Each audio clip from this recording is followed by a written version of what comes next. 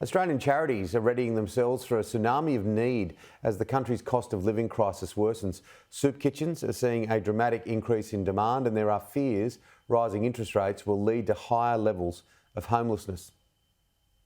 These are some of the faces of the cost of living crisis.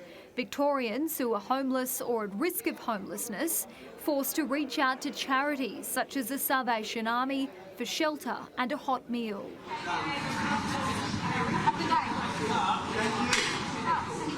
KJ makes a living selling the Big Issue magazine. She's a long-term visitor of the Magpie Nest on Melbourne's Burke Street, a cafe operated by the Salvation Army's 614 project. We get a rise in our pensions and whatever, but then our gas, electricity, everything else goes up, so it counteracts it, so it's really not a rise.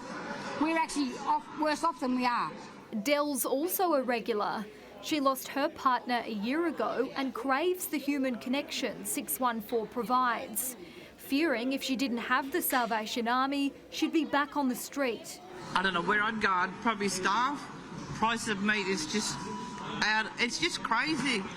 An army of volunteers serve about 100 people breakfast every morning and double that for lunch. We've already started to see new faces. So there are people that in the past, some of them have actually donated to the Salvation Army and organisations like ours, and now they find themselves in a situation where they're having to reach out for help. Treasurer Jim Chalmers warns Australia's economic pressures will get worse before they get better. Inflation is forecast to peak at the end of the year, directly impacting demand for these types of services. Mortgages are going up.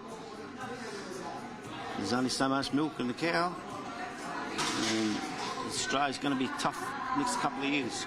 Usually the atmosphere is pretty jolly because people are thankful that they're getting a meal, but in recent months that atmosphere has started to change, and there's starting to be an increase in tension in the air, and I think the uncertainty about the economy, the uncertainty about how people will survive, the uncertainty about how people will pay energy bills, particularly in a cold winter. Australians who are in a position to help are encouraged to donate or volunteer.